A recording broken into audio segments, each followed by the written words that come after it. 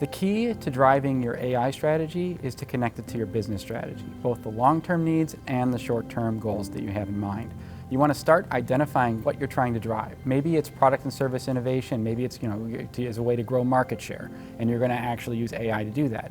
Fantastic. Well, let's step into the pieces of your organization that are going to drive that. Some of it might be the technology, but a lot of it also could be the enabling connecting capabilities that drive that forward. So you can't have a Swiss cheese strategy. You have to start identifying all the pieces necessary and what your iterative plans are to create a roadmap of capability enablement. And then you got to have the early wins that get people's attention, that draw them in, along with that long-term capability in mind.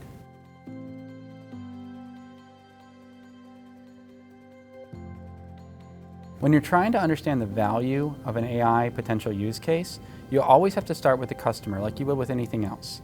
You don't start to think about fixing your car, but just looking through your wrenches and tools. You look at what bolt on the car needs to be tightened. It's the same thing with AI. So you start with a customer problem that's compelling, that if we solved it, it would make a compelling difference to them. And then we step into that and understand what kind of enablement we want to add. And really, if you start there, you can't go wrong, whether you're building an AI solution, a classic technology solution, or it's just a business process change.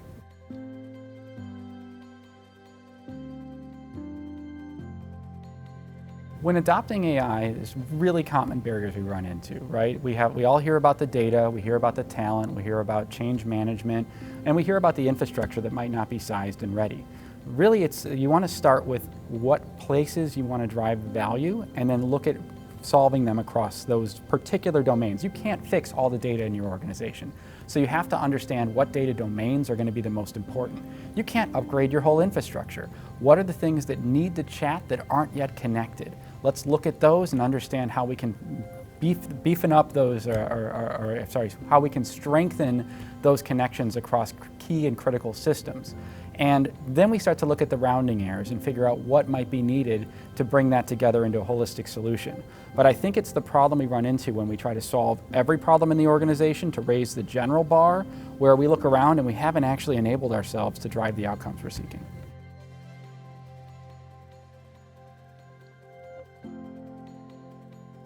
So when it comes to trying to measure the outcome of an AI initiative, we really don't want to recreate the wheel, right? There's a lot of ways we measure value and we measure output and delivery in our organizations.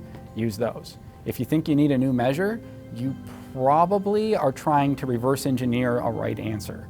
So I think there are some kind of emergent things we have to look at, like adoption and starting to kind of train our customers to engage with us in a different way. But that's, again, no different than introducing a new product to the market. So go back to the basics and start to figure out how AI is a part of driving your business forward and maybe where it's creating new business for your organization. But don't think this is something you have to completely reinvent the wheel.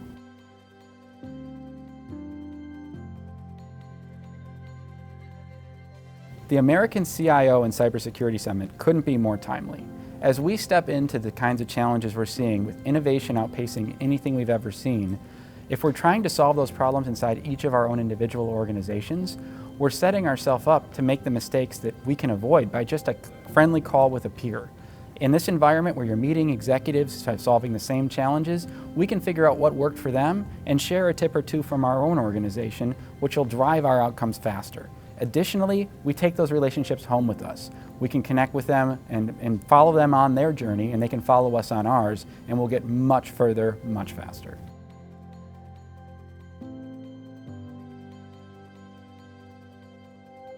The thing that's so exciting about the American CIO and Cybersecurity Summit is who's here. You're so used to going to events where the people on the stage have all the knowledge and they're trying to educate an audience. Here, the audience is the stage. It's a place where I can truly find thought leaders sitting next to me, on stage and in the audience, and we're connecting with really thought-leading vendors as well. So from beginning to end, I am engaged in these events because there's never a moment that's wasted from showing up to getting on the plane home.